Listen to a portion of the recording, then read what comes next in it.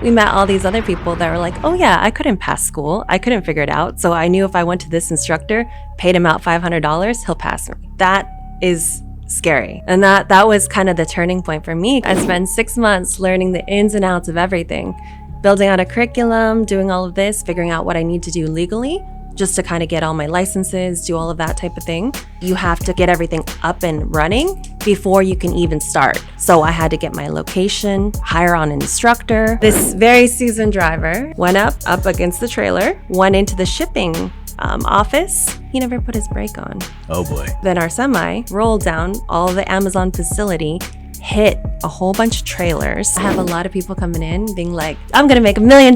Like, it's a great industry, you can make a lot of money, but you're also gonna be paying out a lot. And so my advice is, I say anybody that looks to become an owner operator, learn on somebody else's dime. All right, guys, just want to take a quick moment to thank our sponsors and our longtime partners, OTR Solutions.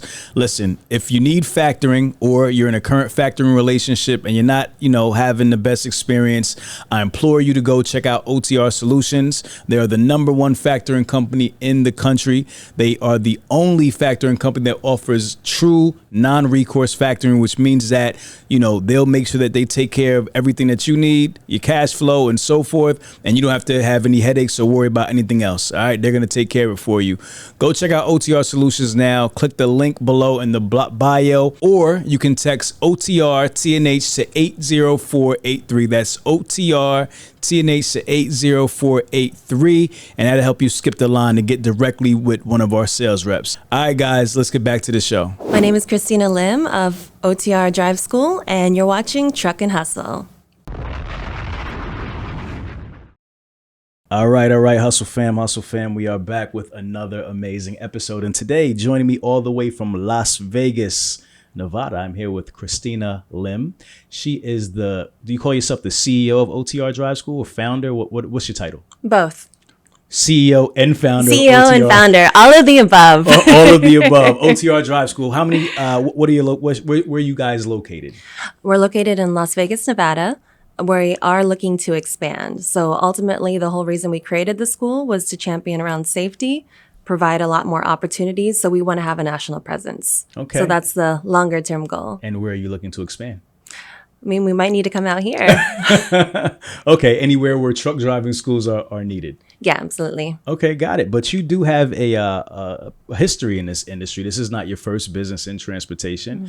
Mm-hmm. You also have a trucking company. What's it called? Transport? Travel Star Transport. Travel Star Transport. And you ran that business for how long? 3 years. 3 years. Okay. Mm-hmm. So let's get into your story. How did you get into the trucking industry? Let's talk about your background. Were you born in Las Vegas? Not born in Las Vegas, born in Colorado. Born in Colorado. Mm-hmm. Okay. Tell me about that. Colorado pretty much was, growing up, just was we didn't have much, so I knew I wanted to have more. So my main focus was always just, how can I hustle? That was, even starting off young, 14 was my first job. I worked Chinese restaurants, I was sweeping floors, doing whatever I could. And then I just always have had that same ambition that I just wanted to be done with school, make money. Okay, what's your ethnicity? Chinese and German. So you're Chinese and you worked in a Chinese restaurant? And it wasn't even family owned. Really? Okay, so you're Chinese and German. Yeah, so first generation. Whose restaurant were you working at? Just somebody I randomly found that would hire a 14-year-old. So not a family restaurant. No. Okay, got it. All right, so you're working at the Chinese restaurant as a kid, going to school, obviously. Tell me about your childhood, just kind of hustling, working? Yeah, from there, I was selling vacuums door to door. I was kind of doing whatever I could to kind of be where I wanted to be. And I think we had kind of spoken earlier about wanting to travel. Yeah. That was always one of my big ambitions. So I was like, I'm going to do whatever I need to do to be able to have what I want to have in life. Where'd you get that ambition from? I don't know. I just feel like knew that's what I wanted in life. And I was going to do what it takes to get there. So after high school, what do you do? So after high school, I end up trying to graduate early just so I can just be said and done. I got good grades, but I never attended. So I was ready. High school or college? High school, okay. Yeah. You got good grades, but you never attended. But I never attended, so that only lasted so long.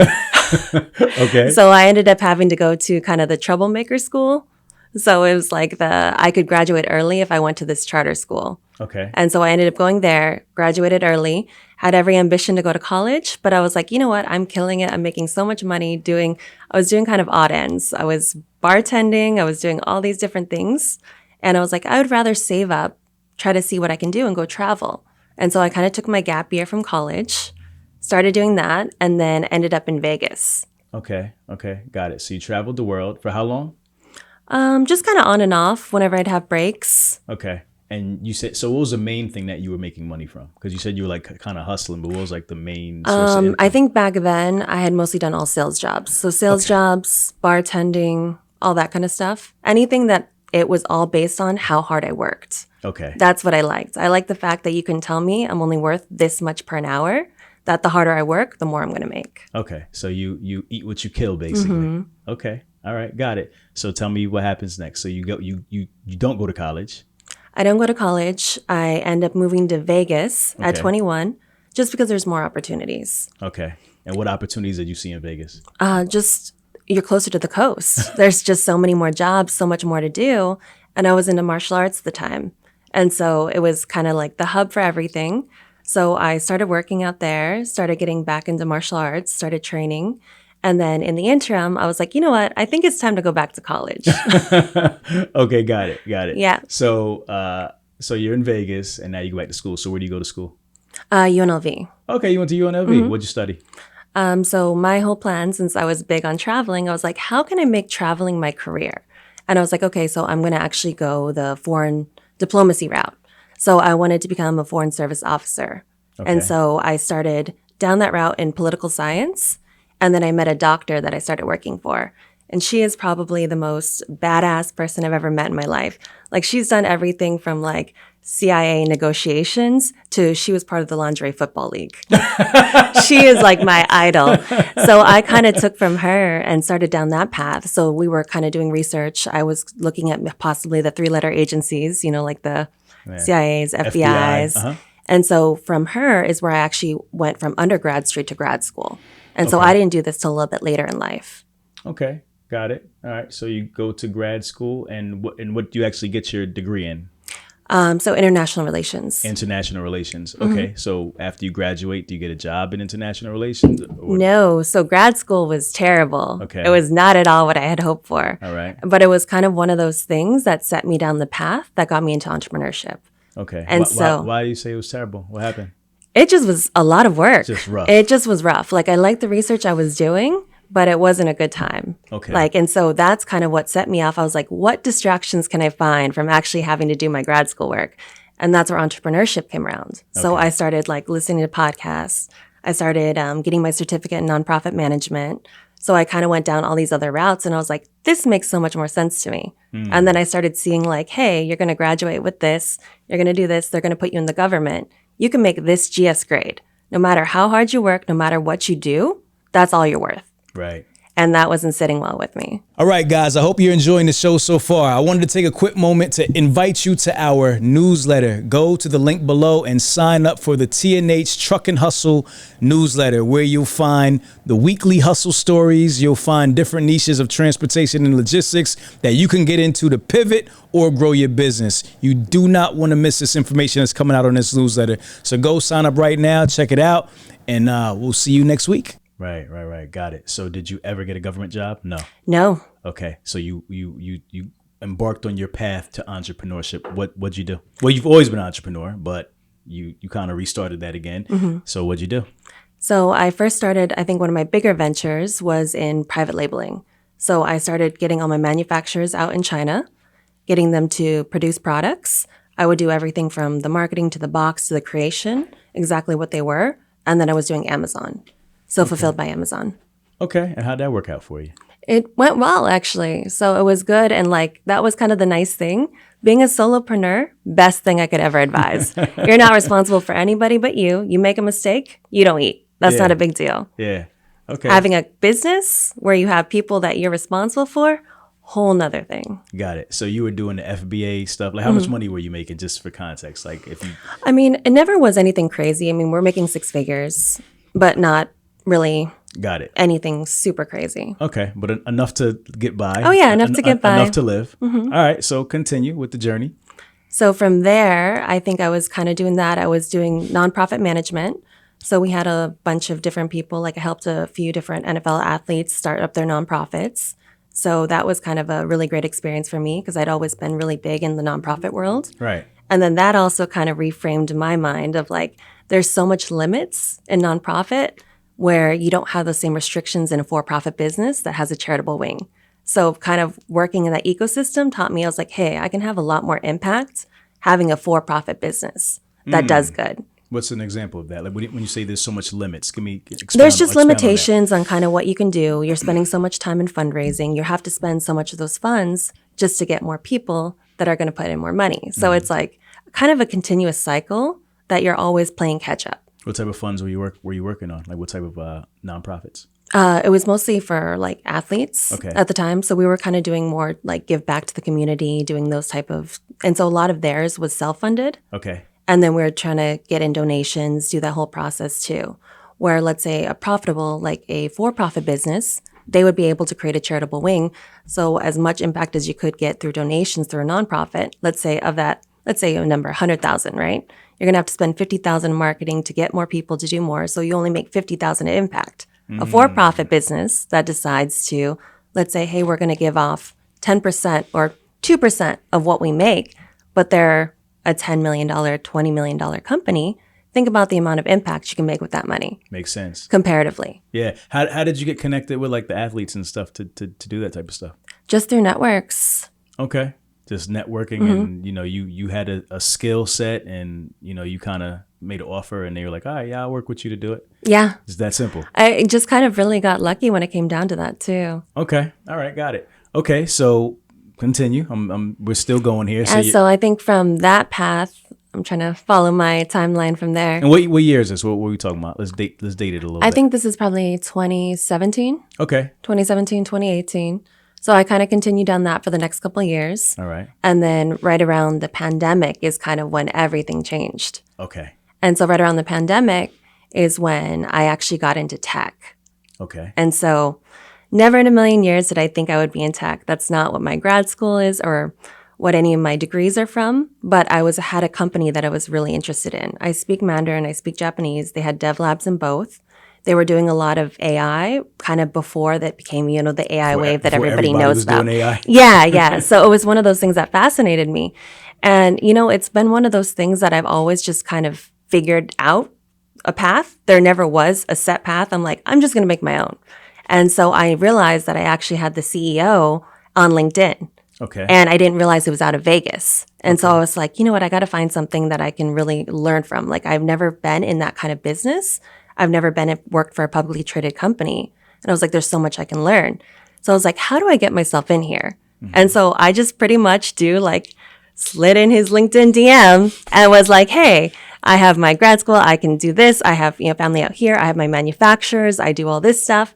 And I was like, can I come in? And I had no idea for what position or any of that. I came in and met with him and he's like, okay. He's like, well, what capacity would you come in at? And I was like, well, I consult for people. I'll come in as a consultant.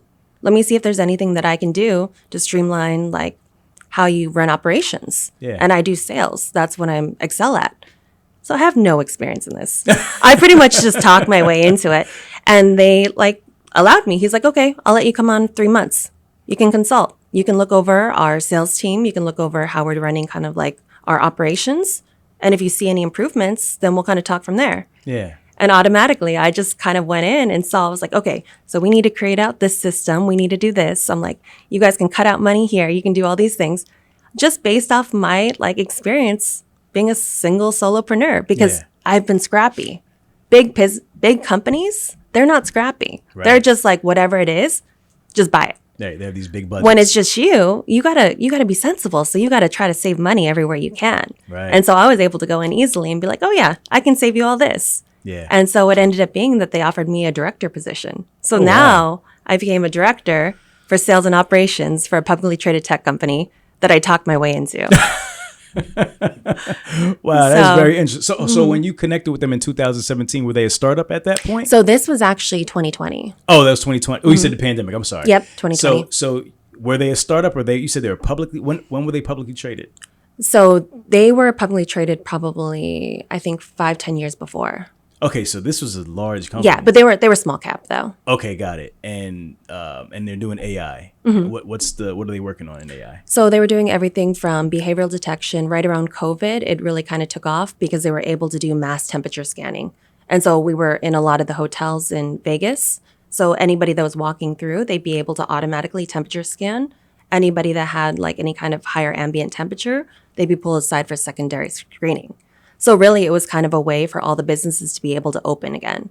But they did everything from being able to do like security, behavioral detection to see if like somebody's destroying property. So all of these things have been going on for probably 10 years in China. Like they're already using all these features, all these functions. It's just very new to the US market. Business owners are used to wearing many hats, but accountant should not be one of them.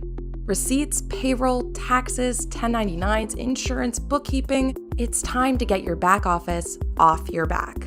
You can consolidate your financial operations into one flat monthly plan that takes care of all of your accounting, payroll, and tax needs.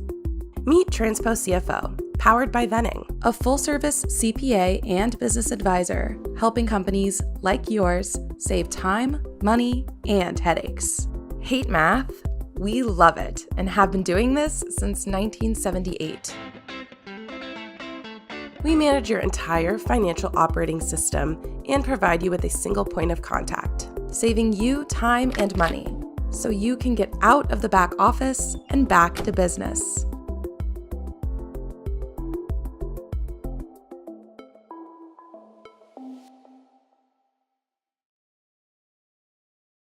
Got it. So you talk your way into this role, which is very cool. All right. So what happens after that? How long do you stay with this company? So I'm with the company for probably a year. Within the first 6 months, so my partner at the time was a developer, wasn't able to, COVID, nobody can pay, nobody can make payments. So we're trying to look at what can we get into that's going to be recession proof. Okay. So we kind of have it in the back of our mind. Never in a million years did I think trucking. Never in a million years did I think I was going to be in logistics. This is where it gets fun. Yeah, this is where it gets fun. And it's crazy because now I could say like, hands down, there's no other industry I could be in other than logistics and trucking. Wow. Like I love the industry. Okay. And so what kind of came to be was we were big into off-roading. And so we were out at the sand dunes. So we go up to Dumont. And this was my first time ever. I'd never met a trucker in my life. When am I going to be a trucker? So we end up meeting a trucker. And so he had just kind of gotten his own authority. He was an owner operator. And he was kind of telling us about like, his experience. And he's like, yeah, no, I'm pretty much killing it. And he's like, I'm making like $200,000 a year. He's like, I just take my truck, do all this. And we're like, truckers make money like that? Like this is a whole new idea for us. And so we're like, man, maybe this is something. Right. And this We is should look into this. in 2020. 2020. So the height of COVID when everything was exploding and everybody was making money. Exactly. Okay. Exactly. Okay, So got pretty much at that point, we kind of got excited about it, Sparked your inspired. interest. Yeah. And I'm the type that if I get excited about something, I'm going to know it inside and out. So it's not a matter of like me just showing up at doors and getting lucky. It's because I can talk about your product. I can talk about what you do. I know the industry inside, outside. I can do every single part of it. Yeah. And so I just eat, sleep, breathe, everything logistics, everything trucking. Like, I mean, I started out, I was like, I remember at the very beginning talking to him there, he's like, oh, we're running reefer. I was like, oh no, we can't do illegal loads like that. Like, no. Like, I'm not gonna take part in that. So, I mean, I had to learn everything from like the lingo to the inner workings to how to run a business. And I had never ran something on that scale. Right. So by this was halfway through 2020. So the start of 21, we got our first truck. And then we actually got a couple other people to come on to us to run under our authority. So I just figured out how to run all the operations. I was kind of coming on part-time just while I still worked in my tech company. Yeah. So I still had my products running. I was still in my tech company and then trying to start this trucking company. And then I just really got like full force into it. And so we started scaling up the company. I had to learn all the roles in it. So I did everything from dispatching. I was the one up all hours of the night when drivers were calling like, hey, I got a flat. I'm in Chattanooga. Chattanooga. And I'm like, I don't even know how to spell that. How am I going to get you out of there? Right. And so I just kind of had to feel it out and learn. And so that kind of became a little bit more of a full time. So I ended up leaving my tech job. Okay. So I left it for that. But at the very beginning of starting, before we even got into starting the trucking company, the first thing I had to do is my partner was new to the industry too. He didn't have a CDL. And so I was the one, of course, because I'm the crazy researcher, that I was like, I need to go to every school and figure out where's the best option for us. Because I mean, this is a decision, we need to make, that I want to make sure you're fully prepared for what we're getting into. Yeah. Yeah. And it's, as an owner, I 100% say, even if you just want to be an investor owner, you need to get your CDL. Like, I have heard so many horror stories about owners too, where they just hire on drivers. Right. Your driver leaves your truck out there on the opposite coast and you have nobody to go get it. What are you going to do? Right. And so when I went to all the schools, though, I was just so turned off. I had such a bad experience. So everybody didn't really want to. What was the problem? It was nobody wanted to educate me, because I'm like, I had so many questions. I'm like, let me pull out my list of questions. They're like, pretty much, this is when it starts, this is when it ends. Are you going to sign up? They're like, we got 3 people. We have a 3-month wait. So it's either you sign up or we'll find somebody else. Got it. Yeah. Got it. Okay. So you found that there was a need for, there, right? They're obviously not the experience that you were looking for. You couldn't find it in any of the schools that you went to, and you're actually going to school to get your CDL at this point. And so I was actually getting my partner's CDL, because I was still running operations. So I was like, I'm going to get mine at a later time. Okay. Got it. All right. So how large do you grow the business? And tell me about the business. What do you guys haul? What the trucking company do? So originally, starting out, when you have a new authority, there's only limited amount of carriers or limited amount of shippers that'll work with you. Right. So you kind of have to take what you can get. So it was me learning the load boards, trying to figure out all of that, calling dispatchers, brokers, all of that. And then at a certain point, we started running with Amazon Relay. Okay. And so Relay really was probably one of the best things that could have happened for the company. So we were up to 5 trucks. We ended up having dedicated contracts, and then we were just running regionally. So we were kind of staying between like the Arizona, California, Nevada, Utah hub. You were running power only, or did you have trailers? Power only. Okay, got it. So you ran a Relay, and then you said some dedicated contracts. What type of contracts were those? So it would be booked out. You wouldn't really know your hours, but you would know that you're going to have like 3 blocks a week. Okay. And so the nice thing about it for the drivers, they're home every other night. Okay. Well, this is not through this is through someone else or Amazon. Through Amazon. Okay. Directly. So when you say the dedicated contracts, you're saying through Amazon. Okay, got it. So you're working with Amazon. You have about five trucks, you said, on the road at this point. Yeah, and then that's kind of where we were also interviewing a lot more drivers, and that's kind of where the scary part came in. So I was starting to interview drivers that were newer, that had just kind of came out of school, all the experience. We'd be putting them in a truck, they couldn't even reverse. And so it was like one of those things. And then as we kind of grow in the company and we started learning other carriers, talking to other people, we met all these other people that were like, oh yeah, I couldn't pass school. I couldn't figure it out. So I knew if I went to this instructor, paid him out $500, he'll pass me. Yeah. And I was like, that is scary. I'm like, these are the people. They actually really do that? Yeah. And that was kind of the turning point for me, because I'm like, you're on the road with like my family, you're on the road with me, and I'm like, this person paid his way to get his CDL. And now he's operating not just a vehicle, he's operating 80,000 pound like weapon. So they're saying that they're paying someone at the DMV who actually gives you the test? They're paying schools. So the school will put you through, but you still have to go to the DMV to pass. No, not always. So the same thing for our school. So you can become third-party certified. So once you're third-party certified, you're the same as the DMV. Okay. See, I'm old school. So when I got my license years ago, I had to, go through training at the class, and then I had to go to the DMV. I didn't know that they did that. They have third-party schools. Mm-hmm. Okay, got it. All right, cool. So that's what they're doing. They're paying these people off to basically give them a license. Yeah, and that with never the heard bad, that before. That's crazy. Yeah, and so that with a bad taste in my mouth of like my experience, I was like, you know what? No, this is what I want to do. I want to start the school, because to be honest with you, I do not enjoy trucking. I do not enjoy being up all hours of the night. I do not enjoy the anxiety of it. Right. Because it's stressful. Like, it's like there's continuous things going on. You're always having to upkeep. And so my focus was, I was like, I want to start this school. You the want to school focus on is the what drivers. I want to do. Gotcha. Okay. So how do you pivot into that?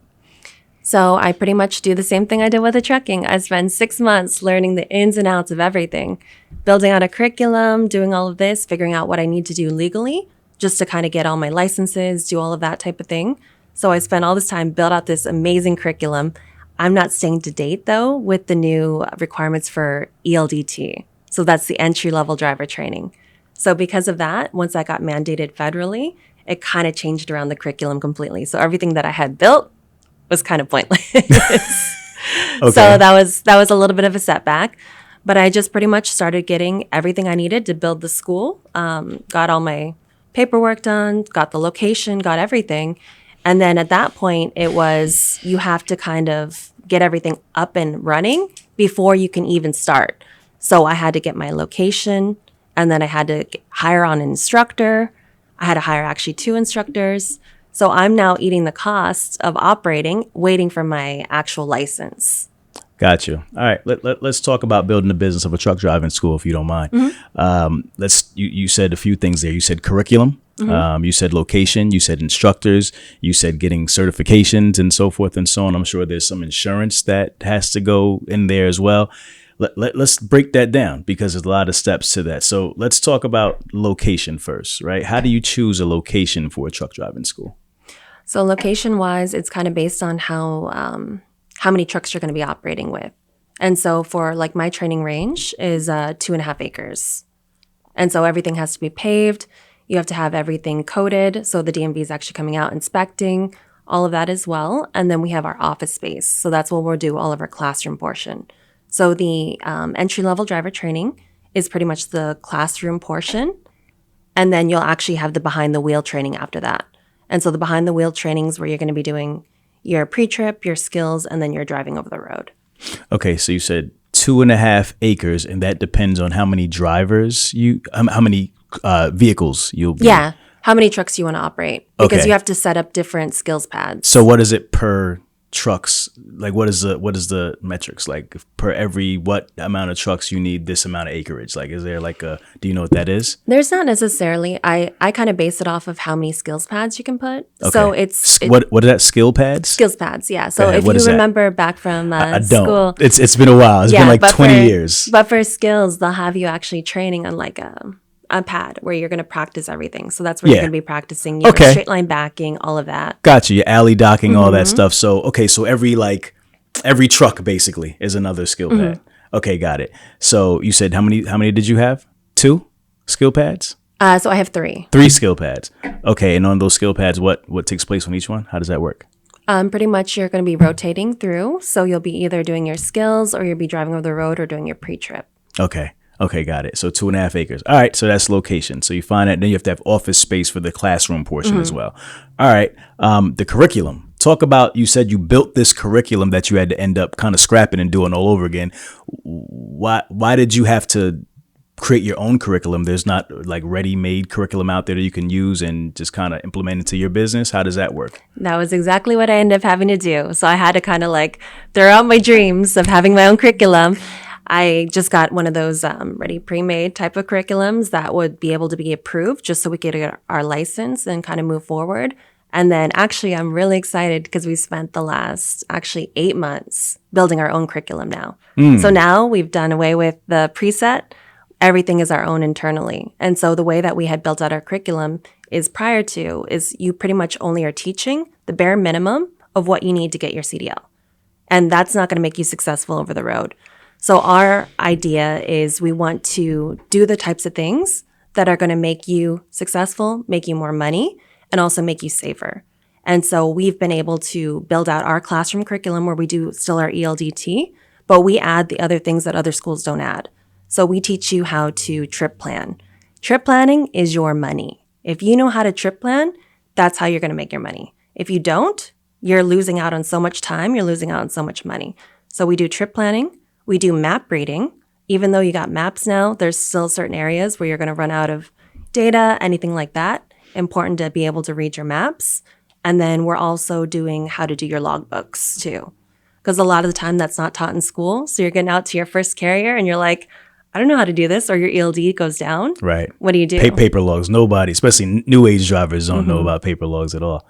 Okay, so this is like proprietary curriculum that you guys created. So the first run that you did, was the curriculum like that, the one that you had to scrap, and then like the first initial curriculum, it was that was kind of like what you imagined it to be. Yeah, but I also was, I mean, was new to the industry too, Right. so I didn't have that same expertise. So the second time around, You just bright eyed and bushy tailed. exactly. I was just like, I can change do the this. world. Yeah, exactly. I was like, I can figure this out. But no, the second time around too, I've been so fortunate with us being a new school, but all my instructors I've been able to have are maybe like 20, I think are 20 years experience. A lot of them over 10 years in the actual school industry too. And so for them, they were able to kind of really sit down and we're able to develop that together. And so it's not coming from somebody that's like, hey, I've been 3 years in the industry. Let me teach you, teach you by the book. But they're actually able to teach from their expertise and what they've been through and what's actually going to be most beneficial to make you successful. Okay, got it. All right, so you build the curriculum, and then you said the ELD thing comes around. You have to scrap it. You have to kind of use a pre-made, and then you redo this new curriculum that still includes all this other stuff that you want to do. And now you're able to use this curriculum. Why do you have to get that? You have to get everything approved again. Yeah. And how does that process work? It's just pretty much you're sending like our book. It's like this thick of just every single thing that you're going to teach, how you teach it, what you do, all of that as well. And then the nice thing about our ELDT, which is an entry-level driver training for the theory portion, we're actually all online now too. And so our students have the option, because it's not always feasible to ask somebody to be gone from work for a month. And so at least with this alternative, we have the option if they only want to do the 2 weeks of training at the range, they can do 2 weeks of the ELDT online. Okay. So I much prefer it if anybody has the option, classroom, because that's where you're going to be immersed. That's where you can ask questions. It's a little bit more immersive, but it's not realistic, for everybody. Like people have to take care of their families. They can't just up and go and be gone for a month and have no work. So Right.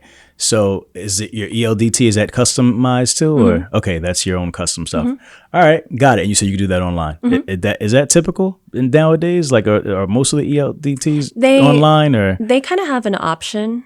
So that was us just to kind of provide a little bit more of a flexibility for schedules. Yeah. Okay, got it. All right. And then let's talk about instructors. How do you find instructors, and how do you know what's a good instructor? How do you retain instructors? How do you pay instructors? Let's talk about that. Oof, instructors. Let me tell you, I didn't even get to start at the start of the school. So I had hired on 2 instructors. History-wise, resume, amazing. 20 years drivers. I'm like, oh, great. This is going to be fantastic. So I bring them on. Actually, one of the big hurdles of starting the school was I had to get the location. I had to get the office. I had to get everything set up with my instructors. And then I had to wait for the license. So I couldn't operate. I couldn't do anything. Because of COVID, everything was behind. So where I thought I was going to be waiting a month, I was waiting 3. So I'm ready almost on my second month. My instructors need to get paid. I'm having to assume all these costs and I'm running out of money. So I'm like, I haven't even opened my doors and I'm going to be dry. Out of business. Yeah. You get started. Before I even get my license, I'm like, I just spent all this time. I have this 3-year lease here. I had this 5-year lease here. I'm like, what am I going to do? And so one of my instructors, he's like, hey, I need to make money. If you want me to stay on, I need to make money. And I was like, you're a driver. I have a trucking company. Perfect. Well, you have a trucking company. Exactly. So I was like, okay, this is a great idea. And so I'm kind of against slip seating just because I know most of my drivers don't like it. Yeah, so most drivers don't like slip seating. They do it because they have to. Yeah. So, and I understand that that's your office, that's your home. Right. So I try not to, but I only had 1 truck available. And that driver too had been with us for a long time. Super meticulous. He would always shine his own wheels. He would keep everything just perfect. And so I was real nervous asking him because I was like, hey, I got to fill this load. And I was like, I might put somebody else in your truck. I'm like, look, he has so much experience. He's an instructor for me. It's going to go great. It's fine. He'll keep it clean. I'll make sure he brings it back exactly how you left it. And so he's like, okay. He didn't have much of an option, but he agreed to it. And so I was like, okay, let me get you set up with this load. Not a big deal. I think it was just even going out to Arizona and back. It wasn't anything crazy. This is through Amazon? Yeah, through Amazon. And so I think it might have been the second facility. So the second facility, all of a sudden I get a call. And he's like, so something happened. And I was like, what kind of something happened? Love that. Great way to start a conversation. And So I do a thing.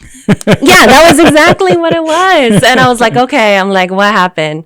I'm like, and it's so simple. It's so easy to lose contracts. That's the thing. Like the smallest thing, like if we had friends too that lost contracts because the driver couldn't go to the restroom, so he peed outside and they canned their contracts. And so what ended up happening was this driver of 20 plus years, Yeah, the seasoned driver. this very seasoned driver, decided he went up against the trailer, set up, went into the shipping office. He never put his brake on. Oh boy. And so then our semi rolled down all the Amazon facility, hit a whole bunch of trailers, did minimal damage to the trailers, kind of destroyed the truck. And I was running nice trucks. I had all Kenworth T680s. They were all like 2020s, like immaculately taken care of. Right. And I didn't know what to do. I was like, okay, well, I'm going to lose. All my drivers are going to lose their jobs because I'm like, we're operating off this contract. Yeah. So I'm like, what do we do? And so I was like, well, did anybody see you? And he's like, no, nobody saw me. I was like, get out of there. And the only reason I can share this, I don't have my trucking company anymore. So Get out of there. there was nothing else I could think of. I was just like, go. He was like, I'm like, go. Just Like, go. Just go as fast as Just you go. can. Because there was because he sent me pictures and There there was was no no damage. damage to the trailers. But I'm Right. like, how bad is it going to look? Just that, more so like- damage to your equipment, if anything. Yeah, which ended up being like 15,000, Oh boy. not 100,000. Wow. Yeah. That's and fun. then he like pretty much just kind of like, oh, I don't think it's that bad. It's fine. Right. And I'm like, it's never that bad when a driver calls. you Yeah, know. It's, yeah. it's not minimal damage. and so I was just kind of like sitting by my phone the whole day waiting for that call from Amazon to Right. tell me like, Right. hey, you're done. This is before the cameras. Yeah, this was before the camera. So I was like, oh God. I was like, how does this happen? So the call never came. The call never came. Okay. Yeah. And so, I mean, and I know we didn't do any damage, but it's still, it was a bad look. Crazy. It was bad look. Yeah. Okay. And then the worst part of it is obviously the driver. I mean, I'm not going to keep him now as an instructor because I'm like, if you can't even do one load, how are Right. you going to instruct Can't students? even put your air brakes on. Yeah. That's crazy. It's so crazy. And he's like, oh, I didn't think about it. But I mean, it could have been so much worse. Yeah. You know, at least nobody got hurt. It was only For damage sure. to my For own sure. vehicle. Now it's funny, but it wasn't funny then, but now you can laugh at it at least. Not funny at the time. Yeah. But yeah, it was one of those things. And then to like kind of add like insult to injury is that driver that's super immaculate, all that, he had a load the next day. So I didn't know how bad the damages were. He told me it wasn't bad at all. Right. So I was like, hey, make sure to clean up the truck, all of this kind of thing. And so I was like, okay, I'll figure it out tomorrow. He's like, yeah, he finished out his load. So I was like, oh, it's fine. It's operating good. Everything's fine. So I obviously was letting go of him. And then my driver came in the next day and I just get this like, I didn't answer the call right away. So I just get text. And I was like, what is happening? So the truck was destroyed. It was not in the condition he said it was in. Right. He straight went in the refrigerator, ate my driver's food, drank his drinks that were already opened. Oh my God. Like it was such a disaster. Wow. But at the same time, it's like one of those things that I'm like, this was almost a blessing in disguise. because that was going to be your instructor. Because I would have been my instructor. And like, what if something worse would have happened and a student would have got hurt, anything like that? So I'm like, it was a very expensive lesson, but at least it was a lesson learned before it could be worse. Yeah. So do you hire an instructor the same way you hire a driver? Or is there other qualities that you're looking for? There's definitely a lot of other qualities. And so kind of what we learned in the system, and this took me some time, was it's almost like the school system. So not every state is like this, but Nevada is one of the few places that you have to actually have an occupational business license. And so with that, there's a lot more steps. So you're having to get past the DMV. It's usually a process. They're having to train with the school to get that type of license. So you're seeking out these people that have this license, but like how the school system is, what happens with teachers that are bad? they just keep getting circled between all the different schools. So schools will always keep their good teachers, and then the teachers that are not great, they just kind of keep moving around, keep circling, because you can't really get rid of them. You need somebody that's licensed. I learned it's the same thing with instructors. Wow. And so that's kind of what I found was one of our biggest hurdles was finding really amazing instructors. And so what we actually started doing because of that is we started training people. And so I look for very specific characteristics. Like our biggest thing is that you care about the students, that you're here because you're actually passionate about what you do, that it's not a matter of like, hey, I'm just coming for a paycheck. And so that's kind of where we find certain personalities. And then we take the time to actually train them and get them their OBL, which is their occupational business license. Yeah. What is that? Explain what the occupational business license is, just so people who don't know. Yeah. So it's a requirement for some states, but it's kind of, it's pretty much they have to go through almost like you're getting your CDL again, but it's a little bit more in depth.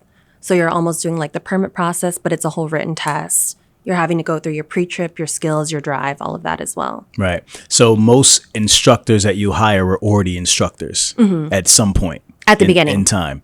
So you started actually training people up. So where would you find the people that you're training up now to become instructors and get them their OBL? Finding drivers. Just drivers. Yeah, drivers that were ready to be off the road. Got it. So typically like older drivers, senior guys who have been around for maybe 15, 20 years or something like that, and they're ready for a change. Okay. Not always. That's kind of the thing, because you're going to find that there's a lot of different types of drivers. So the people I feel like that end up having a little bit more of the right characteristics that we're looking for are kind of more the local drivers too, or the ones, because you always have to talk to people. Like, think about it. When you're over the road and you're kind of on your island, there's very often that you don't talk to somebody for a long time. So me, as like when I was dispatching in the trucking company, I knew their life stories because they would always be calling me. Like, Right. And I'm like, is this important? They're like, no, but I just want to tell you about this one time. And I'm like, God. And then that one time turns into a very long conversation. Exactly. For sure. So, and also I find that there's a lot of guys, because I ran multiple staffing companies as well and had drivers also, that will come off the road. So they'll be like, they may have just got their license, been driving for like a year or so, and they're great drivers. Like, you know, because I always say like a driver either has it or he doesn't have it. Like some people just got it. Like it's innate, it's in you.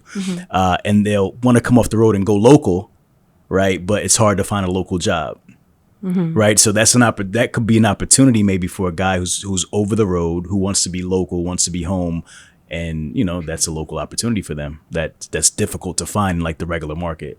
So is it guys like that, or are they usually a little more tenured? I think it's both. I think it came down to like most skills can be taught, but personality can't be. That's it. That's the main thing you look for is personality. Personality and passion. Yeah. Yeah. Okay. All right. So that talks about the instructors. Let's talk about where do we want to go? Let's talk about the licensing. What type of licensing and certifications do you need in order to be able to open up a CDL school? So it is kind of state by state too, but for us, you have to get approval through the DMV, and then we're a whole extra step because we're third party certified, and so that means that all the students are going to test, and they're also going to train with us too. Okay. And so there is a differentiation. Like whoever your instructor is can't be the person that tests you. Okay. So we have very specific like certifiers. Is it costly to get those licenses? Not necessarily costly, but your startup costs in general are just really high in anything related to trucking or logistics. Give me an idea of what your startup costs are. I mean, you got to think about your trucks. So you're going to probably look at like maybe $50K a truck. You're going to have at least a few trucks. You're going to look at property. I mean, property can range anywhere from, if you're looking at your acreage, you can be anywhere between $5K to, I know that there's some other schools, $25,000. Then you got to look at office space, and then you got to look at salaries, and then you got to look at insurance. So there's a lot that goes into it when people always see like, oh, we can kind of just pop it up and pop a school, right? Yeah. And that's kind of the part of it that you're not really fully prepared for. And then you're having just to insure so many different things too on top of the trucks. Do you get new trucks or do you get older trucks? Well, you said $50K, so they're older trucks. Yeah, older trucks. And obviously if it's students, you don't want to get new trucks. And so that was kind of the mistake I made. So I closed down the trucking company, And so I was kind of bringing over a bunch of the trucks from the trucking company. And I was like, oh, this is a great idea. They're going to be new. They're going to operate, but they're not meant to operate that way. Yeah. And so like they're not actually like the DEF systems what causes all the issues. Yeah. Because they're supposed to be operating on a highway. They're supposed to be going long distance. So in the school setting where it's like the stop and go idling, trucks break down more than on the road. Yeah. Now, are you using automatic trucks or using like the 10, Both. 10 speed? So you're using both. So, and you're also training, do you train for what is it, for just automatic? You know, now they have like you can pass a test but only have the automatic restriction. Yeah, so that's kind of part of what our admissions process is we get a better sense of who that student is. It's not a matter of like, hey, it's like, what do you want to do? Here are the type of options, because when it comes to any of the mega carriers or anything over the road, everything's becoming automatic. Right. So it's kind of becoming manuals obsolete. If it's a student that knows without a doubt, like we kind of try to get that more personal. Like we'll be like, hey, you got young kids, you know, like, do you need to be home? Like if they need to be home, they got young kids, then it might be advised that they actually do manual, because that's where all your local jobs are. So that's where you're going to be able to do the asphalt. You're going to be able to do any of the like machinery, you know, any of those type of jobs. Those typically will still be manual. Yeah. But anything over the road, there's really no point. And the biggest thing that people don't realize is driving manual is perishable. Yeah. So if you go to school, you get your manual, let's say you can do everything, you're not going to get a manual job out the gate. So 6 months down the line, you're not going to be able to drive it. So you're Right. going to have to do a refresher anyway, Right, because they're right, going to test you and they're going to be like, okay, you don't know how to drive. Yeah, for sure. Yeah. And the other thing with the manual, a good reason to know how to use the manual is like if you need like a loaner truck or something like that. Like a lot of times you'll get switched out into a truck and like you're driving this automatic, and then you'll end up in a manual truck. And like, I don't know how to drive that thing. So But it's you always- don't have to if you only have the automatic. you don't. Because if you don't have the manual restriction. Yeah, that's what I'm saying. But a lot of times you get stuck in a truck that's manual Mm-hmm. and you just can't operate it because you weren't taught, right? I mean, anybody can drive an automatic truck Mm-hmm. regardless, right? Like not the backing and all that stuff, the maneuvering, but in terms of just the driving it, not knowing how to clutch and all that, you could do that with the automatic is just automatic, but the manual takes more skill is what I'm saying. So, all right. Cool. So we talked about that. We talked about startup costs, finances. Let's talk about like the operation. What does it take operationally to run a truck driving school? What does your staff look like? I mean, we know we have the instructors. Who else is what other roles are there? So one of the big things that our whole focus of our school is there's no point in getting your CDL if you're not going to get employed. So definitely having a placement director. And so we have our placement director. He's absolutely phenomenal. He's able to kind of sit down with all the students, kind of get a better sense of what's available to them. And I've noticed the biggest thing too, we've kind of made these small iterations over time. We have students actually apply for actual jobs while they're in school. And so that's something that I always recommend too, is because even though it's contingent on you passing, some of them will actually give you pre-hires before you're even graduated. And so that's going to be a lot of the mega carriers. And so your limitation when you're first getting your CDL, and this is something that everybody should expect in any industry, is there's only going to be so many carriers that can take you on. But it's all that you put in your dues, you work the 6 months, the market opens up to you. That's right. It's the same. And people are always shocked by that. They're like, well, why can't I get this job or that job?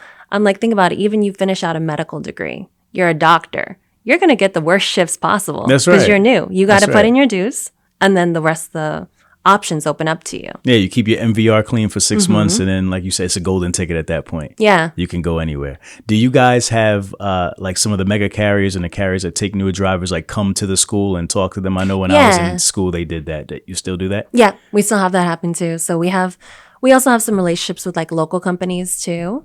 And the thing about the industry that's really just incredible is a lot of the things that would hold you back are kind of what can be foregone when it comes to the industry. Like anybody that might have like any kind of second chance, it's one of the most second chance friendly industries. Yeah. So let's say you made some mistakes maybe in your past, anything like that. There are places that will have no problem. There's definitely, and we kind of have gotten a good sense of like which carriers we're able to place you with, all of this. But not even that. With Second Chance, there's certain nonprofits that are willing to fund you. Got it. to kind of give you that second opportunity. Yeah, that's a good segue. I was actually going to ask next about funding. How much does it cost nowadays to get a CDL license, and what are some of the ways, just now kind of touched on one, to get funded to get your license, maybe have somebody pay for it or whatever? Can you talk about some different options for people? Yeah, absolutely. And that's kind of the thing. Like, you never really get to hear about what's available to you. And that's kind of the big thing of what we created, our whole admissions, is we have everybody come in. We talk to them based on their case by case, what they would be eligible for. And so there's a lot of different opportunities when it comes to, like, if you're on unemployment, then, there's like WIOA funds. If you maybe, made some mistakes in the past, there's some nonprofits that'll help fund you to get you on the right track. There's just different types of agencies and service providers, kind of on a case by case basis. But it's worth coming into a school that's actually going to sit with you and kind of see what you're eligible for. And then cost-wise, I think I was actually listening to one of your last episodes when he was saying $9,000. I almost fell off my seat.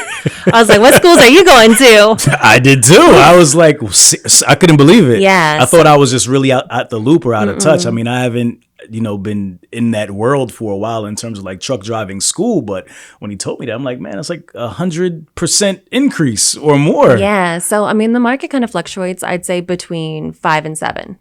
Okay. Yep, between 5 and 7, just nationwide, I would say, from my research. Okay, 5 and 7. So whatever he was going through, we gotta pray for him. He didn't do his research. We gotta pray for him.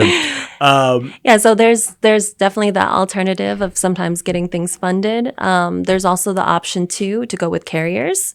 And so there's always the downsides and upsides to make the consideration. So if you're going with a mega carrier, you are going to be reliable for that or be responsible for the money that they're paying you for the school. Yeah. So let's say with their school, if you're going to one of the academies, it's going to be a little bit higher, $8,000. They're going to pay down $200 per each month you work. If you decide to shut your contract down early, then you're going to have to owe that. Yeah. And then the same thing is you're also kind of sticking yourself to one carrier for the next year or two. Right. And if like we said, once you reach that 6 months, it opens up so many more options. So oftentimes it makes more sense to pay it out of pocket and be able to move with any kind of carrier you want to go to, because you're going to make so much more money in the long run. Yeah, no, it makes sense. We are we're at an interesting place in this industry where there's a lot of like, people are getting out the industry. Just a lot of just people feel like it's not worth it anymore, right? Like the money's not there like it used to be, especially like on the owner operator side and small fleets. What are you seeing in terms of people entering the industry? Because CDL school is the first point, like the first barrier that you have to kind of go get over in order to kind of enter if you're going to go that route, like drive a truck and so forth and so on. Are you seeing a lot of people excited to get into this industry now? Like, kind of give me some feedback on who's coming into the industry. Is it younger people? Are they mid-age? Like, just give me an idea of like who's entering the industry and why. So I actually love this question. So it's actually been so diverse, and that's been such a big thing because I did want to advocate for more women in the industry, and it's been pretty incredible. So coming to the show, I had to go back through my numbers. And actually, our numbers for women are about 25%. Really? Which is actually pretty significant. Of enrollment is 25%. Yeah. Okay. And it's actually a lot of younger women, too. And I think a big part of that is just kind of having that exposure to seeing that there's other women out there doing it in this industry. And so that's been pretty incredible to see. And the way that I kind of almost say it is, I'm like, your CDL, like, you can live a really good life being a driver. I'm like, that, but it doesn't have to be the only thing that you do. It's almost your entryway into this industry that can always serve, that's always going to be recession proof and can always take care of you. Yeah. So just because you start out with your CDL doesn't mean there's so many other ways you can go. Going into warehousing, becoming an instructor, becoming a dispatcher, opening a brokerage. Like, there's just so many avenues in this industry that no matter what's going on in the world, it's still going to have to operate. Yeah, yeah. What's a typical, so that's an interesting stat. So 25% of enrollment are women. What's a typical profile? Are they coming from other jobs? Are they looking for new opportunities? What type of women are getting into the industry? So I think it's actually a good mix. So what's been actually really cool is we've been doing a bigger push too on getting couples. So we've been getting a lot of husband and wives, because anybody that's been over the road. So even when we started our trucking company, we never thought we were going to be over the road. Like we're like, oh no, we have drivers. But what happens? People get sick. It was Right. during COVID times. So there was so many times when my partner and I, we would have to go jump in the truck. And so like we're taking out loads, doing all this type of thing too. And I'm like, man, to be in this contained space with somebody you like is rough. Like imagine being with a stranger. Right. So being able to team with like, let's say your wife, your girlfriend, anything like that, provide so many opportunities because you're getting to travel together. You're making money. You're, stacking and getting to kind of grow together. So it's a really cool thing. We have a lot of couples coming through to do teams. Okay. And then we have some women that have transitioned from the military, being able to kind of come through too and just kind of have that. Military has been a big thing for us, like working with vets. Okay. Got it. You said earlier that you put a huge emphasis on education, like once you get your CDL. Talk about what you tell, like what does that process look like the education component? Because there's two different routes you can take, right? Like once you get your CDL, you get some miles under your license, you can be a company driver. So there's a path to profitability there, right? Like not profitability, but a path to like making money and different levels you can attain, right? And then there's like becoming an owner operator, starting your own company. So what are you guys teaching and like what's the focus and how does that look? Ooh, okay. So the big part of this is I have a lot of people coming in being like, I'm gonna make $1 million. I'm gonna do this. And so it's also kind of making things realistic for what kind of money you can make. Like it's a great industry, you can make a lot of money, but you're also gonna be paying out a lot. And so my advice is I say anybody that looks to become an owner operator after going to school is I was like, hey, I'll support you however I can. I'll teach you what I've learned. At least you can kind of learn from my mistakes. But what I suggest, again, everybody has their own path. What I suggest is make your mistakes, learn on somebody else's dime. Become a driver. What you want to do is the whole time that you're becoming a driver, you want to start learning how to make relationships. You want to start going into all these different, when you're going into the office to go meet with, Susie at the front desk, get your BOL, anything like that. You want to make friends with Susie. You want to start building those relationships while you're making money, rather than you having to put your own money on the line first. And so once you're finally at that point where you can buy a truck, then you're like, hey, I remember Susie from A&B shipping over there. So I'm gonna tell Susie like, hey, Susie, I'm getting my own truck. Like, hey, if anybody falls through, let me be your backup. Any time of day, whatever's going on, I'll be your backup. You do that with enough people. This whole industry is based on relationships. For you to be successful, I think you have to make relationships. You have to know your numbers, and that's something that you're not going to understand if you're just starting. Yeah. We didn't know our numbers. That was one of the biggest things that kind of was a holdback for us too, is truly knowing your numbers. So you can learn all this while you're making money. So why learn this on your own dime? Yeah. What about for the company drivers? Do you recommend any type of endorsements that they get or anything like that? Or do you kind of just leave that up to them what their comfort zone is? So, I kind of say we give you all of the options. So, for a lot of them, like hazmat's a great thing to have. It's something that we actually created into our curriculum. But this is the thing they don't teach you is hazmat. Hazmat can mess you up if you don't renew it. So a lot of people just think that they're just going to let it lapse. It'll actually null and void your CDL. So if you have that if you have the hazmat endorsement and you do not remove it or you do not renew it, you don't pay for it. Yeah, your CDL is going to be null and void. And so we've had several people that's happened to, and you got to go back through the process. So you have to kind of know like what you need to do to make sure that you're keeping up with everything. You can't just let things be. So that's one of those ones that I'm like, if you're not going to stay on it, don't get it. And then it comes down to kind of what kind of driving you want to do. Like out of the ports, the trick card always is good to have to be able to work out of the docks. Having your tanker, all of that, I'd say do those because there's nothing you have to do to, like your tankers, doubles and triples. Those just sit on your CDL. Once you have them, you have them. Hazmat's the only one that it's good to have. Just make sure you're renewing it. Yeah, got it. Being in the industry now, and especially working in the driving school portion segment of the industry, what are some of the changes that you think need to be made to driving schools overall? Like, does the curriculum or driving school need an overhaul, and what do you see needs to be different in schools, and what are you trying to bring to the industry to change that, if there is something that needs to be different or changed, if that makes sense? Yeah, no, absolutely. Okay. And it's a challenge in the sense that everybody has kind of gotten to this 160 hours. So you can only teach so much in that amount of time. And so like a lot of people are like, I didn't really learn much of anything from, CDL school. But it's like we're kind of taking you from like learning how to crawl to walk. Like we can't take you from like not knowing anything to run. And that's, when you're actually with your trainer in your company, all of that.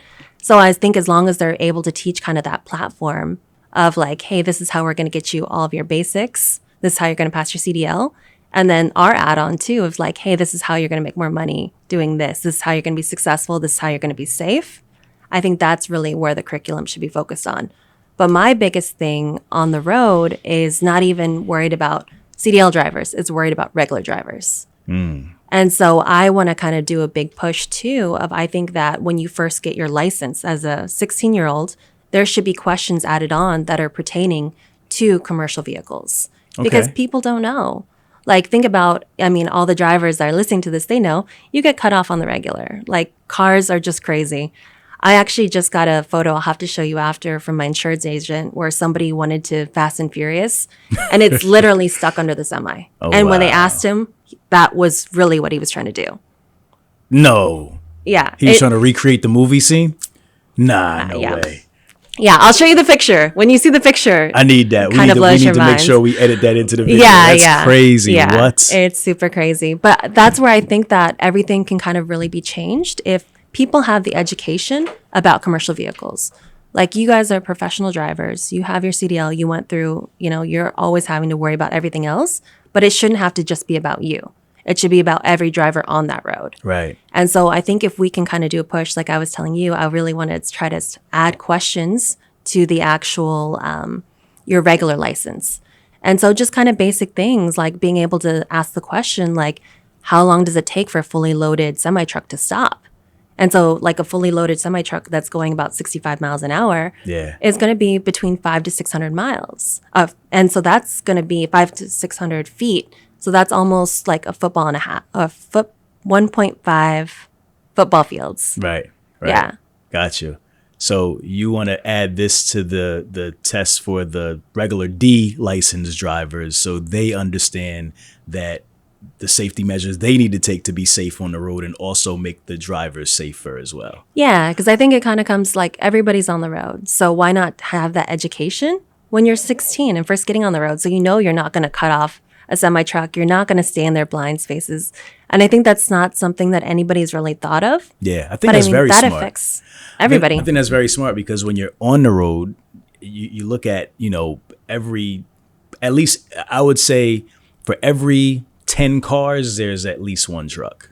Mm-hmm. Or there's at least one commercial vehicle. It may not be a full semi-truck, but it's a box truck or some truck that's carrying some sort of equipment or something like that, right? Like I would say probably like 10 to 1. So it is like real. It's a reality that this is what you're contending with when you're on the road. So you should know how to navigate that. So that makes sense. What's the other questions do you have the 5 questions that you want to add? Yeah, I don't have them offhand. Okay. But it's just all about basics. It's just basics of like making you think more too. Like, hey, is this a good idea? Yeah. Like, okay, I love that. How's the school doing? How's enrollment? Tell me about some of your accolades. Like, how many people have you graduated? Tell me those type of things so people understand the impact that you're making.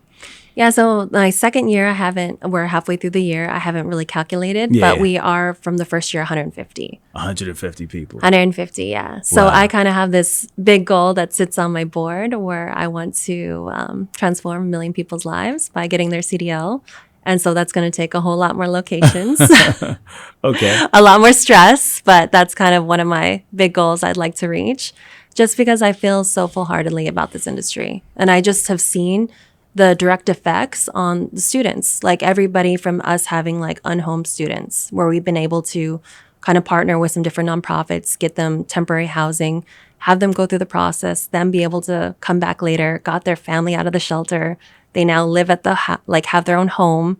It's like getting to see that effect, or it's just like people that transitioned out of the military had really no purpose, and now they're running over the road about to buy their own truck. Like there's just so many different backgrounds, so many different socioeconomic classes, like just so many avenues in this industry. Yeah, I agree. And it's funny, there's a question I have too, because you're into tech and different stuff like that into the future. Mm-hmm. What is the future of CDL school? Is there a world where like, somebody could be at home driving a truck like through a simulation, and the truck is like, have you thought about what that looks like 10 years from now or 20 years? Because the world is moving so fast. Like, what's the future of CDL school look like? And I don't think it's even so much CDL school. I think it's just the industry, trucking, right? As a whole. But CDL school is a part of that, right? Like, because there's education in order to move the truck. So, what's your thoughts on that? So my thoughts directly for the school is we want to eventually kind of expand to, because tech obviously is a little bit of a background for me, into autonomous training. And so the thing is everybody's worried about once, there becomes autonomous vehicles, there's not going to be drivers. There's still going to be drivers in the truck. They're just going to need to know a little bit different than what a normal truck driver would be. But everything that they're coming out with now, where they're saying that autonomous vehicles are going to take over, there's not going to be truck drivers, impossible. Yeah. So I'd say if even at all, a slim possibility for at least over the road, we're looking at least 20, 30 years out. Just for the fact that everything when it comes down to autonomous vehicles comes down to infrastructure. And the infrastructure comes down to the roads, it comes down to the painting, it comes down to everything. And so anybody that even has driver assist, let's say in your vehicle now, with some of the newer vehicles that are coming out, with everything on the road, if there's one little thing that's off, let's say like the painting, there's a divot, anything like that, the sensors don't know how to react. Right. And so on a car, that can be dangerous. On a semi, that can be deadly. Yeah. So it's I don't see it happening anytime soon. Like you can do short routes. That's very possible being able to do, but being able to replace truck drivers, it's not happening. Yeah, no, I agree. What would autonomous truck driver training look like? That I'm actually kind of curious to right? see. Like, what would the future of that? Yeah. Because it's kind of like a plane. Like you took a plane here, right? Like the plane flies itself, but there's a pilot that does the takeoff and the landing, right? So it's probably like a very similar type of thing where, for the long haul of the open road, there can be a computer driving, but for, backing into the dock or navigating through certain small areas, and, if you're in Brooklyn or the Bronx in New York City, you can't move that big truck around there like that. It's just too much happening, right? So at that point, the driver would have to kind of take over. So, I mean, maybe it's still the same. It's still, I guess the main thing it probably saves on maybe hours of service. But then again, the driver has to be up. So yeah, there's still, depleting hours of service anyway, right? So it's like, it just seems like it's a dope, no purpose, honestly, like for the autonomous, right? It's like, I understand like almost like for the truck to drive itself, but you still have to always have somebody in the seat. Yeah, so that's where there's always going to be a job. Be it's just going to evolve, and that's kind of the future with everything. With like everybody's kind of scared with AI is going to take all the jobs. Yeah, it's going to evolve the type of work that we do. Some jobs will be eliminated, but other jobs will be opened up. And so I think it's just going to be us adapting to that. And it's the same thing with the industry. Like from my understanding, they're actually going to have an autonomous endorsement that some drivers can have too. Is that what they're talking about? Yeah, that's what they're talking about. So what would that mean? So I don't think they've really released much. I don't think they know yet either. Yeah. But it would almost be like you have the ability to, maybe understand the system, be able to still be a driver, all of that. Right. So it's just kind of adapting what we already have now, but it's not going to take away jobs. Okay. But for certain things like, I think like shuttling, all that kind of stuff, yeah, those are probably going to become obsolete. But over the road driving? Yeah. No. Got it. Okay. So let's talk about what the future of OTR driving school looks like. We said we wanted to expand. Are you eyeing any other areas, any locations, anything like that in particular, or what are you thinking about? I know we said we have a goal of 1 million, changing 1 million people. That's a very lofty goal. I know. Every time I look at it, I was like, it's a very lofty goal. I want to say 1 million? But I mean, we can get there, in time. So what's the business plan? What are we thinking about? So, I mean, we would want to look at having a national presence. There's only a handful of schools that currently do.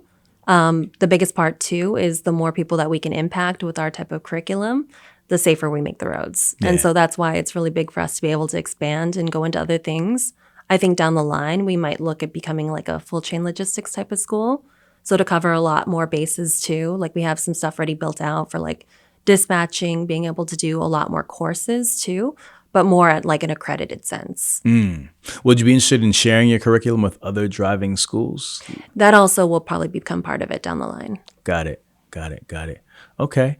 And I heard there's an offer also, right? Like there's something you're offering all the TNH listeners today to be be a part of that 1 million. Yeah, What absolutely. we got going on? So I don't know if we got to discuss it at the beginning, but I told you this before we came on air. Okay. Like this is so full circle for me just because one of the first podcasts I found when I was trying to learn about trucking was yours. There we go. And so it's Salute. so incredible. Like I never thought, well, I did actually, because I'm a little bit more ambitious. I'm gonna be in that chair one day. Right. I'm gonna slide in the DM. I know. I should have done that sooner. No doubt. And so it's been super incredible. And so one thing I wanted to be able to give out to the Truck and Hustle listeners, listeners. That's right. Is we do have a permit course. And so we have launched that online. Okay. If anybody wants to just send me over to our website, give me over their email and their info, I'll just send it for free. And then anybody that's in Nevada, as long as they tell me it's from Truck and Hustle, then I'll take $500 off the CDL too. Oh, nice. Well, we appreciate that. So you have an online permit course. And where can they find that? What is that? www.what? OTRDriveschool.com. Okay. And that permit course gets them their permit to... Yeah, so pretty much it's going to give you like it's what we would teach in our school. And so it's going to be a little bit different on a few questions state by state, but for Nevada, it covers everything. And so it's pretty much what we would have all of our students go through. We kind of put it as an online option. I do have it as paid, but for any of the Truck and Hustle listeners, I'll just give it for free. Do they need to like put in a special code or anything like that, or should we? Nope. create As something? long as they put in Truck and Hustle Okay. on because we have our inquiries on the website. Okay. Just put that and put permit. And they'll get a free permit course. And I'll send it over. That's dope. I love it. And then And you said so- $500 for anybody in Nevada who's coming from Truck and Hustle. I love that. Thank you for that. Absolutely.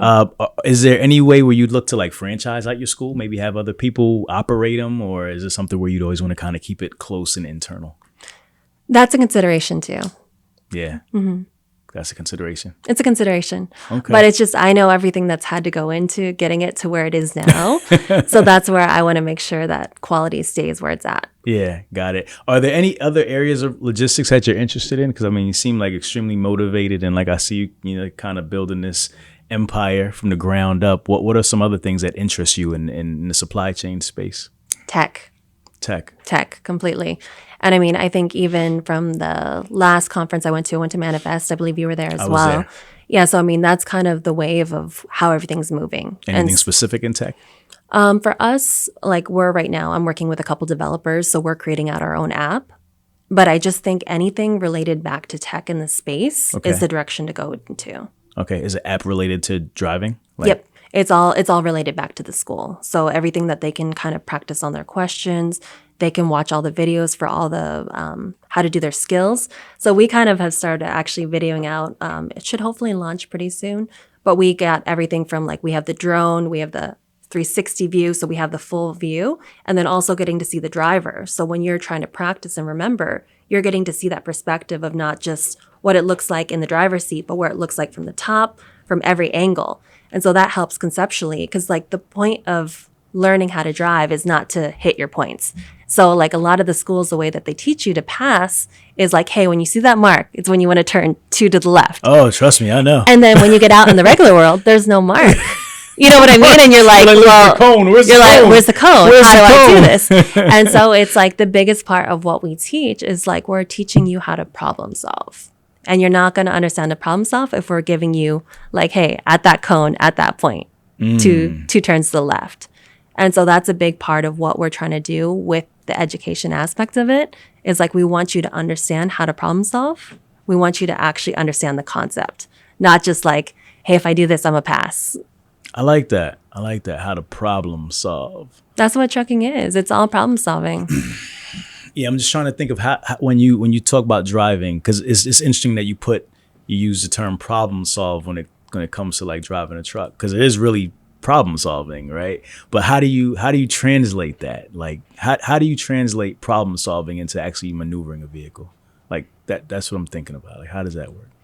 So, I mean, the maneuvering, you're continuously doing that as you drive. Like, there's always going to be, like, you could read every single thing that there ever was taught about how to drive a truck. Right. It's not going to help you drive that actual truck when you're on the road. Like, there's so many variables that you can't really, account for. Yeah. The car that pulls in front of you, what do? Do I swerve? I have to look if there's a car here. There's so many other things that you're continuously problem solving. Same thing, you get out to a shipper, you can't really fit in. What do you got to do? Or you get stuck in a bad situation. You have to problem solve. And so as long as you're going in with that like, hey, everything is figure outable. Yeah, figure outable. That's one of my favorite terms because that's so true. That's kind of the way to look at it. And I think another big part of it too that people don't really talk about, like ask for help. Before you put yourself in a bad situation, we all see those viral videos. We all see those like crazy things. Like there are plenty of people that are willing to help. Yeah. If you're the person that's going to hold up everybody, yeah, they're going to be laughing at you. But if you come out and just earnestly like, hey, I'm new, I need help. Right. Anybody, I've seen it happen so many times. People will get out of their truck, they will help you. Yeah. But just ask. You got to put your pride to the side, man. Mm-hmm. And don't make a bad decision. Just take your time. And like you said, people will honk the horn. People will yell. They'll scream. But hey, at least you'll be safe and you won't wreck anybody's stuff or yours. And that's the biggest thing about getting your CDL is keeping your CDL. Yeah. So it's like not making those mistakes. Yeah. Yeah, 100%. Okay. I think we covered a lot of stuff. Is there anything else that I missed that you would want to make sure we talk about today? I think kind of the biggest thing that, at least for business, that I've really found that has helped me is the way I go into anything, which I'm not saying is the best way, but I always go like act now, refine later. And so I feel like a lot of people really hold themselves back. And that's not even from starting a business. That's from doing anything in life. Like they're holding themselves back because they feel like they don't have enough information. They don't feel like they're prepared. They don't feel like they're the right person. But that's why they spend their life with what ifs rather than just going in, acting now, refining later. Yeah. And so, I mean, so much of that is where you're going to get to where you want to be in life. Done is better than perfect. Mm-hmm. So Christina jumped ahead to the final thought. I was going to ask you what your final thought is, but that was, I think that might be it. Because you're a viewer. You watch the show, so you already know where I'm thinking. So yeah, so act now, refine later. Just go and get it done, and then make it better. Yeah. As time goes. Absolutely. What have I'm gonna add on to that. What has been the biggest thing that you've, outside of just act now, refine later, being an entrepreneur for so long, what has been like your biggest just like lesson outside of that? Like, what has been your biggest learning from being an entrepreneur for so long? I mean, you've been doing it since you were a kid. It's just, you'll figure it out. That's the thing. And don't be scared to put yourself in tough situations. I think because for me, I like extreme things. Like I'm more of I like the bungee jumping, the like crazy stuff, like Tough Mudders, all that kind of thing. But that's putting myself in a safe situation where stress is high, but I'm knowing how to handle myself. And so it's like getting myself uncomfortable enough times to where I'm in any other situation. I'm like, okay, I felt this pressure in my chest before. I felt this situation and I survived it. Like I can figure it out. Right. And so it's more so just getting yourself like stepping out there, taking the leap, like just getting in it, like before you even feel like you're ready. Yeah. But doing the research on the back end. Like I've made some crazy decisions. I've done some wild things, but I also have put in the work and I will do whatever it takes to get myself there. And that's what I know about myself. Yeah. Have you ever had a moment where you had to really climb out of a really dark place as an entrepreneur and figure some crazy stuff out? So many times. I mean, it's happened last week. give me an example of something, man. Give me something that inspires somebody. It's just so many things that you finally get kind of like your footing and then you get hit with something else. Yeah. Like, and it's continuous. So it's one of those things that you can't really get affected by just that one thing. It's always just driving forward. And I think a framing that's really kind of like changed my life for me in this last like 2 years was every time something catastrophic happens, all I think is like, I'm like, oh, this is going to be so good for my founder story. Like, it's going to make it interesting. I'm like, whenever I actually tell my whole story, I'm like, oh, this is going to be so good. Right. And just that little change, that frame of mind makes it so much more manageable. Yeah. Because I'm like, oh, it's not the end of the world. It's just a chapter that I'm going to figure out and I'm going to get to the end of. For sure. 100%. Makes the book more interesting. Well, and that's another question. How is it being a woman in this industry? Because you're a woman who owns a CDL driving school, which is predominantly men drive trucks and so forth. How when men come into the school, do they look at you like, oh, you're the boss? You run the school? Like, how is that? It's funny. It depends. I'm like, usually when people ask, I'll say I'm the secretary. I'm like, it depends. If you're gonna pay a compliment, I'll be the owner. Right. If you need something, I'm the secretary. There you go. That's smart. Yeah, no, but I mean, I've kind of just been accustomed to like, I love male-dominated industries. I feel like there's such a unique perspective we have as women to come into these industries too, because a lot of things are done the same way. And so, I mean, even in the school system, like what I've saw was everything was kind of a rinse and repeat. Everybody was just kind of doing what all the other schools did. So if you have a little bit of a different perspective, it's so easy to innovate. It's so easy to stand out. Right. Yeah. And so I think it's been more of an advantage than a disadvantage to me. Got you. Women are crushing it, man, especially in this industry. I've, just in doing truck and hustle for the last 5 years, it's just amazing watching how, women are just navigating through this industry. And it's like never before, and like leaps and bounds and just making so much impact. I'm proud of it. You know what I mean? It's really dope. It's really dope. So congratulations on all your success and all the business. And, I will continue to watch your story and, see how you continue to grow this thing and whatever else you decide to get into, because obviously whatever you put your mind to, you're going to make it happen. So congratulations on that. So I think we're going to kind of bring it to an end. Do you have another final thought, or was the other one that you gave good enough? What you think, Quake? That was pretty good. That was pretty good. Let's put her on the spot and make her give one more final thought, because she's been dropping jewels all day. So before we go, traditionally on this show, 2 things. We always give the final thought, and we also let everybody know where they can connect with our guests. So first, where can people find you, learn more about Christina, and then also learn about OTR Drive School? Okay, perfect. To find me, go ahead and go on the website. It's OTR Drive School.com. And then the only thing I'm really active on is social media, is Instagram. So it's mission_Kaizen. Mission Kaizen. I've heard that word before. So Kaizen is the Japanese concept of small incremental changes. So it's like always just continuously learning, always continuously changing. Yeah, I love that. That's your IG handle, Mission Kaizen. I love it. Okay. And then we're going to put you on the spot for another final thought. What do you want to leave the audience with? Let me think. I would say I would much rather live my life full of failures than what ifs. Boom. I like it. Hustle fam, Miss Christina Lim, man, it's been amazing, man. Thank you for coming out all the way from Las Vegas to sit down with us and learn more about what you're creating. Again, I wish you a ton of success, and I think you're going to do amazing things in this industry. You know what we do around this time, Hustle fam. If you smell something burning, it's only a desire. Myself, Christina Lim, OTR Driver School, we are out. All right, guys, if you love Truck and Hustle and you love the interviews and the information that we're providing week to week, make sure you like, share, and subscribe to the channel. All right, Hustle fam. If you twisted, confused, or stuck about trucks, don't be dumb. This is the place to come. Truck and Hustle. Let's go.